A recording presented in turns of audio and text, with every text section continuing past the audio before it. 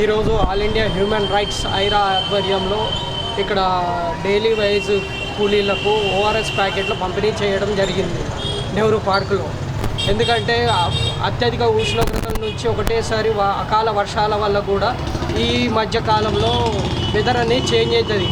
Motions, dysentery ఇలాంటివి వాళ్ళకు daily wise ఎండలో పనిచేస్తారు కూలీలు కాబట్టి బయలు పెట్టడము అవి చేయడం జరుగుతుంది. కాబట్టి దానికి రక్షణగా ఈరోజు మా సంస్థ ఆధ్వర్యంలో ఓఆర్ఎస్ ప్యాకెట్ల పంపిణీ చేయడం జరిగింది.